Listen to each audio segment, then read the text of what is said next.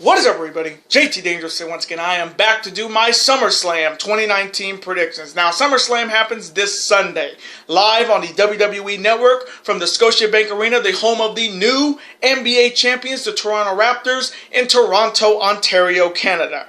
Now, SummerSlam is finally back in the Great White North for the first time in over 15 years since SummerSlam of 2004, and this card this year is absolutely stacked. As of right now, we have 10 big matches with 5 titles on the line. So I am very excited to do my SummerSlam predictions for you guys this year. This could be a long video with how many matches we have on this card. And there's a ton of SummerSlam dangerous facts. So I hope you guys do enjoy. Now, our record coming into this year's SummerSlam after our last WWE pay-per-view, which was Money in the Bank, we went 5-6. So our overall record coming in is 188. 97-1. So our long WWE pay-per-view winning streak is over. I am disappointed, but I've always said there's always room for improvement. So hopefully in this video, we will get back on the winning track. We're on a 1 pay-per-view losing streak. Hopefully in this video, we will end that losing streak. Hopefully. Now, if you have not checked out my 2 other videos I put up on the channel today, definitely go check them out. This is the 3rd video of the day, so I hope you guys will be able to watch all of these videos. Always show your support on the channel by watching these videos, super kicking those like buttons, hitting that notification bell, commenting your picks and your opinions in the comment sections down below. Now, if this is your first time watching my channel today, it's a first time viewer, and this is your first video, boy, pick to go in if you're a huge fan of the WWE like I am, and you're ready for this SummerSlam event for the first time back in Toronto in over 15 years. Welcome to the Dangerous Alliance. I'm JT Dangerous. Welcome to the club, because this club is just 2. Whoop, whoop. Again, thank you guys so very much. Now, other than that, let's get right into these SummerSlam predictions. Now, if they do add any other matches to this card, which they probably will, I'll have them in the comment section down below, but I'm going to do the 10 big matches that have already been determined. Let's start off with the first matchup. It is a one-on-one showdown. On one side, he is a former world champion, and he is the self-proclaimed show-off Dolph Ziggler. And his opponent is the former 8-time Intercontinental Champion, a former WWE Champion. He is the A-lister, The Miz. Now, I have heard a ton of rumors that this matchup could definitely change from The Miz to Goldberg. Yes, everybody, Dolph Ziggler has been talking a lot of trash about Goldberg after his last match against The Undertaker at Super Showdown in Saudi Arabia, which a lot of people would like to forget. And I've heard a lot of rumors that they could take Miz out of this and put Goldberg in to just destroy and squash Ziggler to redeem himself. So, coming from me in this one-on-one showdown that could change at the last minute, I'm going to go with Goldberg or The Miz to defeat Dolph Ziggler by any means. And now the next matchup. It is another one-on-one showdown. On one side, he is a former NXT champion. He is Sami Zayn. And his opponent is another former NXT champion, the Dutch Destroyer, the Prince of Darkness, Aleister Black. So coming from me in this one-on-one showdown, this is going to be a quick pick because I know this matchup is not going to last more than 10 seconds. I'm going to take Aleister Black to defeat Sami Zayn by any means. And now the next matchup. It is an Extreme Rules rematch for the United States Championship. Starting off with the challenger. He is a former NXT North American champion, a former IWGP Junior Heavyweight Tag Team champion, and he is the former United States champion looking to regain the gold here. He is the one and only Ricochet. And Ricochet is challenging the former 2-time WWE champion, the former 2-time IWGP Heavyweight Champion, the second leader of Bullet Club, the former 5-time X Division Champion, the former 4-time TNA World Champion, and the reigning and defending and now 3-time United States Champion. He's one of the best wrestlers in the world today, and if you know his music back in TNA, you know who I'm talking about.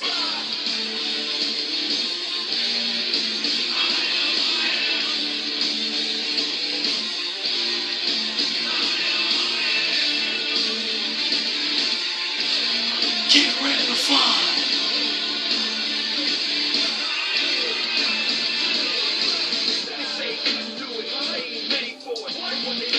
He is the phenomenal AJ Styles.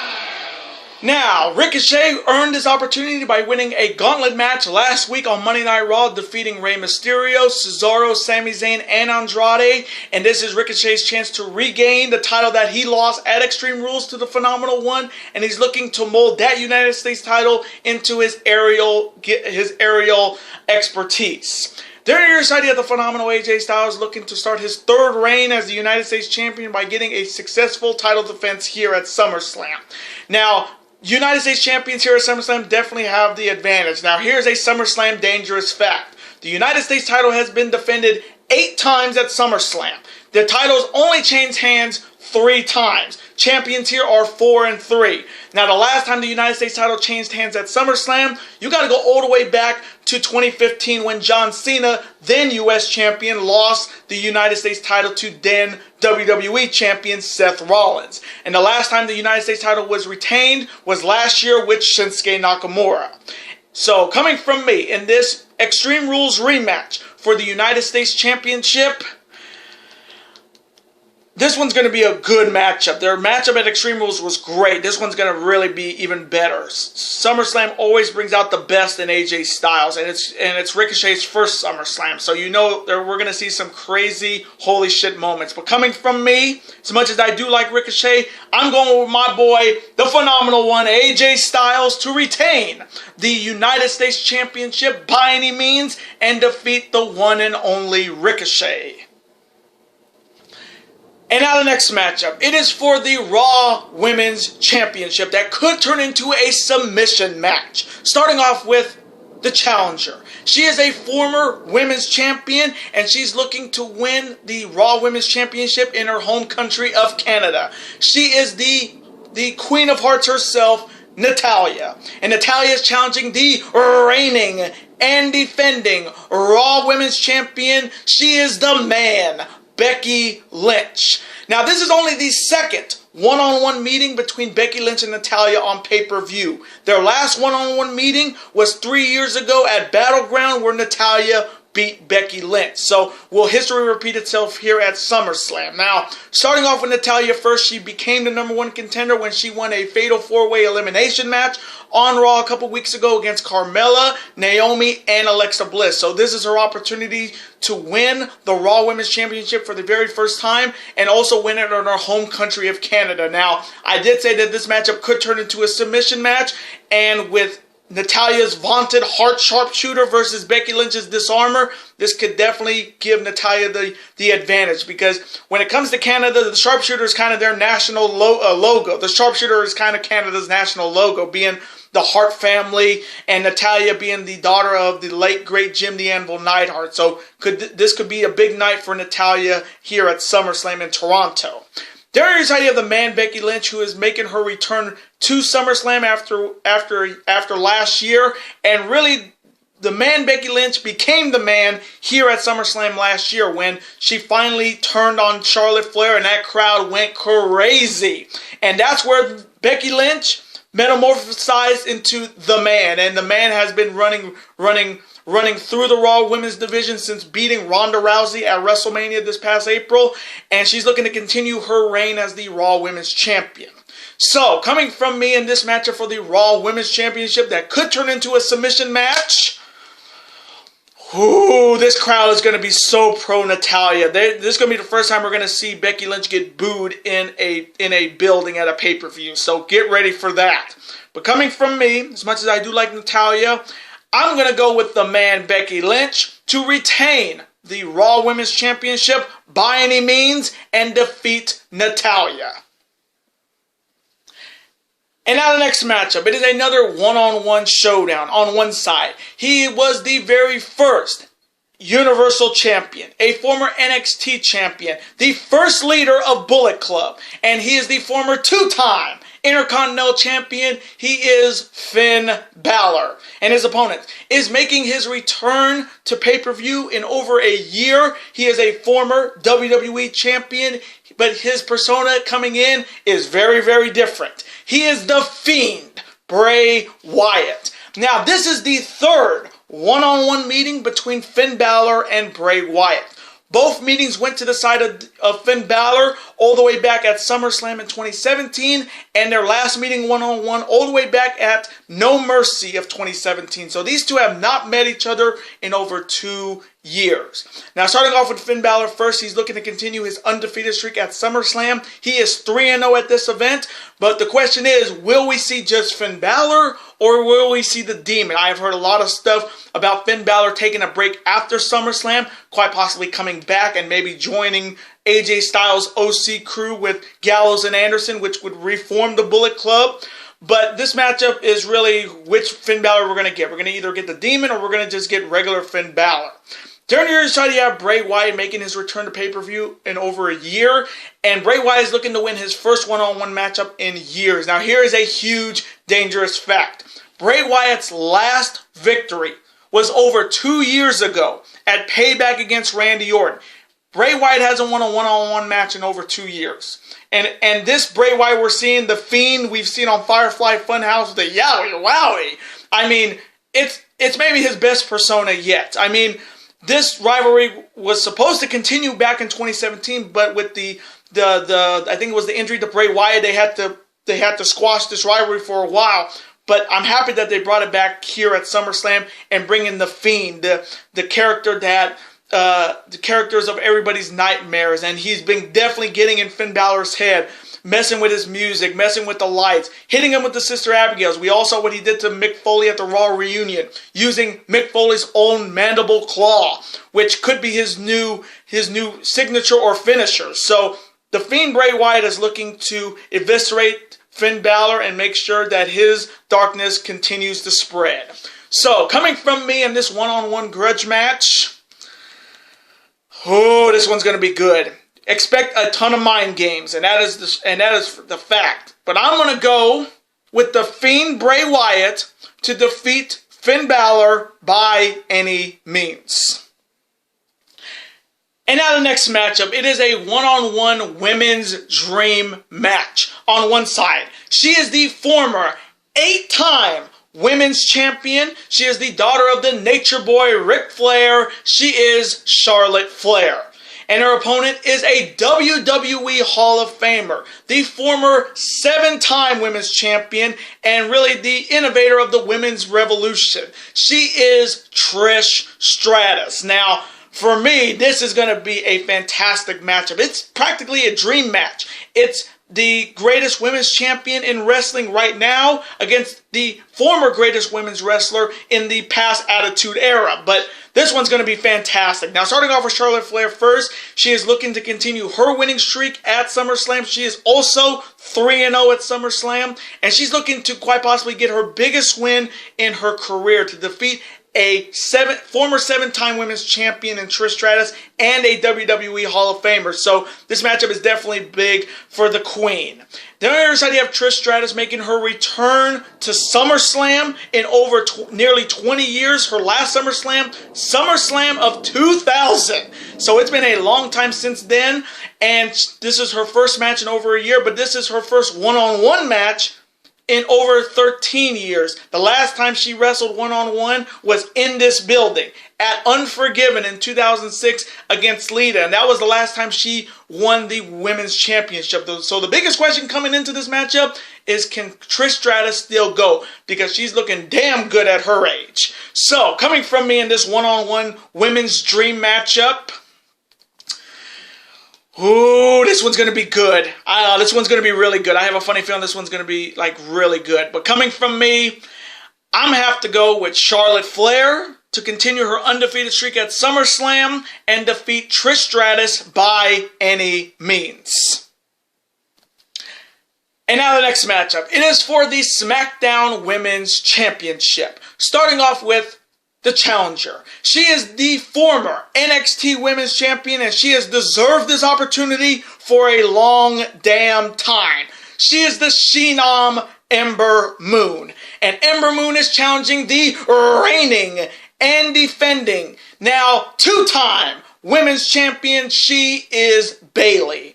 Now, Ember Moon was given this opportunity by Bayley on SmackDown a couple weeks ago, but for me, she has earned this opportunity for a very long time.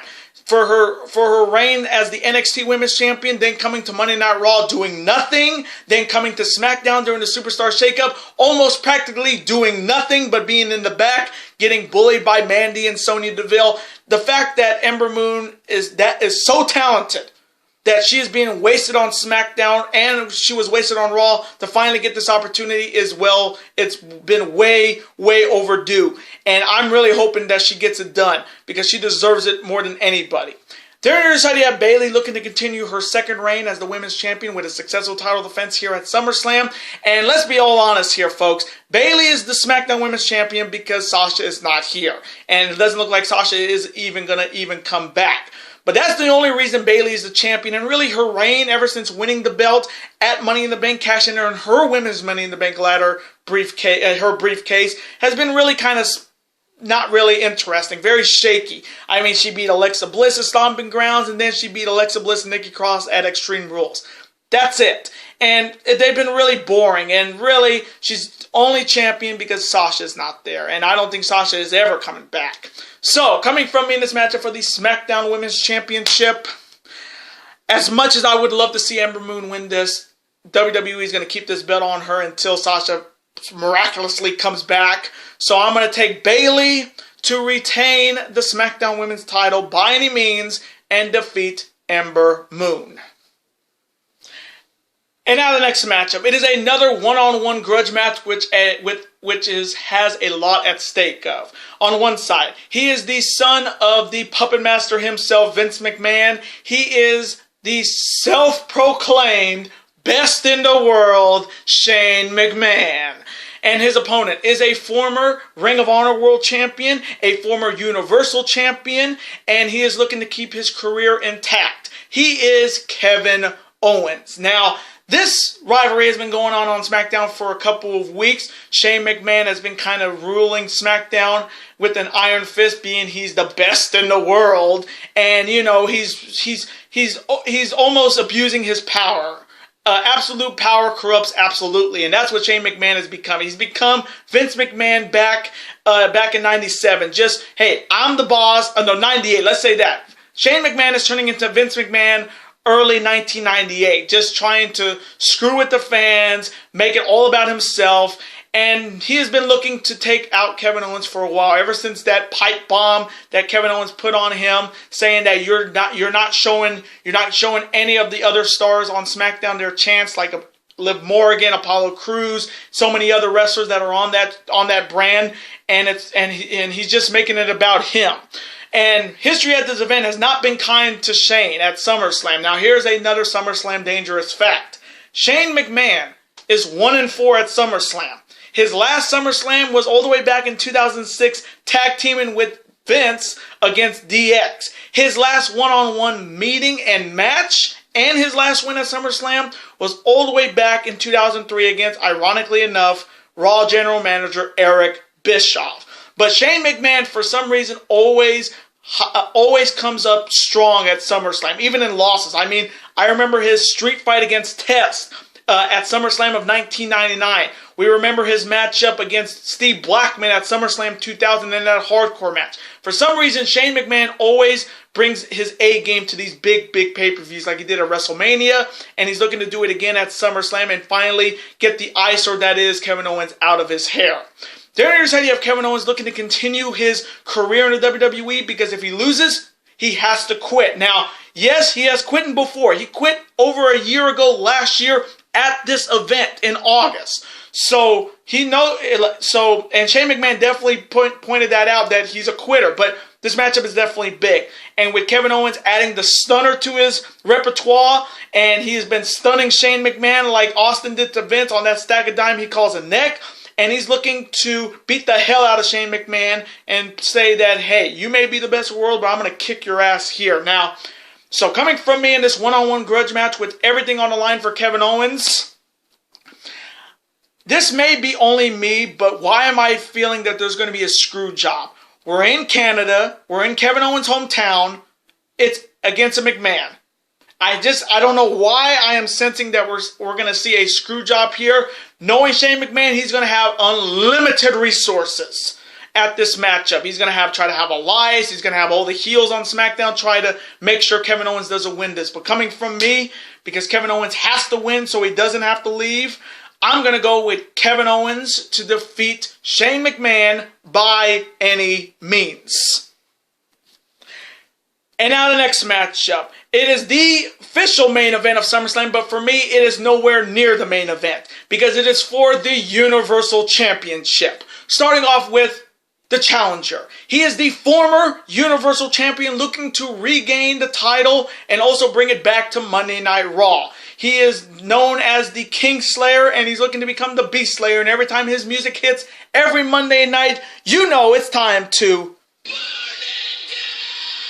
He is Seth freaking Rollins, and Seth Rollins is challenging the reigning and defending and undisputed and first ever 3-time Universal Champion, the Beast Incarnate, Brock Lesnar. Now, starting off with Seth Rollins first, he became the #1 contender for the Universal title when he won a 10-man over-the-top battle royal on Raw to once again have a chance to regain the Universal title that he lost at Extreme Rules to Brock Lesnar. Now, I'm going to be straight up honest with you guys. I'm going to shoot from the hip. Seth Rollins' reign as Universal Champion was a joke. Yes, he beat Brock Lesnar at WrestleMania, but it was because of a low blow that the referees did not see. So he didn't really slay the beast. He just cheated to win. And in his reign as Universal Champion, starting in April, he has really had only one good title defense on pay-per-view. And that was against AJ Styles at Money in the Bank. Every other defense Seth Rollins had was against Baron Corbin, and the list goes on and on. So I was actually happy Seth Rollins lost the belt because he was making the Universal title a joke. He only had one good title defense since winning the belt in April, and you saw that crowd at Extreme Rules. They were so damn happy he lost. So this is his chance to redeem himself and quite possibly bring the title back to Monday Night Raw. During the side, you have Brock Lesnar looking to start his third reign as the Universal Champion with another successful title defense. And the fact that he's the Universal Champion again is the old adage, if it ain't broke, don't fix it, and if the dick's good, keep sucking it, because that's exactly what Vince McMahon continues to do. He continues to suck Brock Lesnar's dick. And it must be good because he is not stopping the fact that he's the Universal Champion again. And it just feels like they did it for ratings. That's the only thing I feel like they gave the belt back to Brock Lesnar because Lesnar gets ratings. And the fact that he's holding the belt again, and he could be holding this belt up. He could be holding this belt up for another year. We may not see this belt all the way up to November at Survivor Series, or even worse, all the way to the Royal Rumble of 2020. So a lot of people are hoping Brock Lesnar loses here, but it's a slim and none chance. And Lesnar here at 6-3 at SummerSlam, and we all saw he lost to Roman Reigns last year. There ain't no way in hell Lesnar's losing at back-to-back SummerSlams. It's almost impossible. So, coming from me in this useless matchup for the Universal Championship, can Seth Rollins keep his great record of SummerSlam intact? He's 4-1 in SummerSlam. But coming from me, unfortunately, I have to go with Brock Lesnar to retain the Universal Championship by any means and defeat Seth Rollins. Ugh. And now, in my opinion, it's the main event for the prestigious WWE Championship. Starting off with the challenger.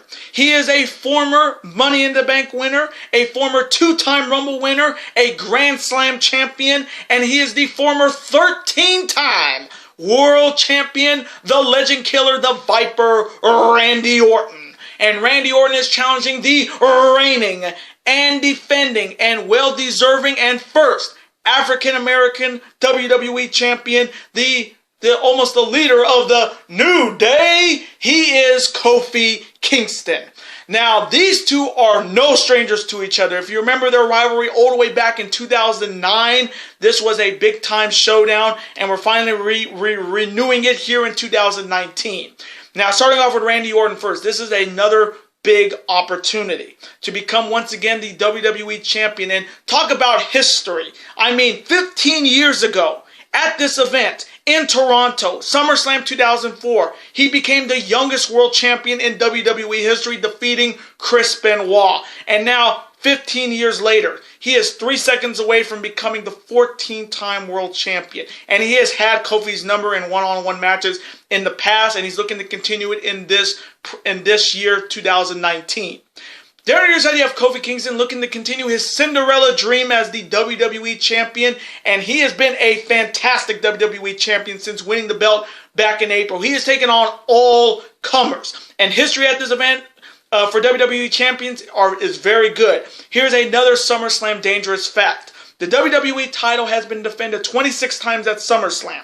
It has only changed hands 6 times. Champions here are 20 and 6. Now, the last time the WWE title changed hands at SummerSlam was the last time this belt was defended in the main event, when Brock Lesnar defeated John Cena in the most one-sided WWE title match in history back in 2014.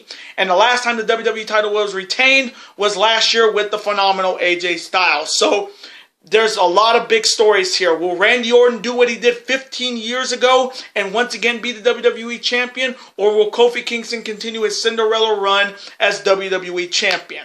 So, coming from me, in my opinion, the main event for the prestigious WWE title. Oh my God, this one's going to be good. This one's going to be good, and it can go either way. I wouldn't mind Orton being the WWE champion, but with how Kofi Kingston's getting booked lately as WWE champion, Randy Orton will beat the hell out of Kofi for most of the match, and then Kofi will win with One Trouble in Paradise. So coming from me, I may get this one wrong, but I'm going to go with Kofi Kingston to retain the WWE Championship by any means and defeat Randy Orton. And those are my SummerSlam 2019 predictions.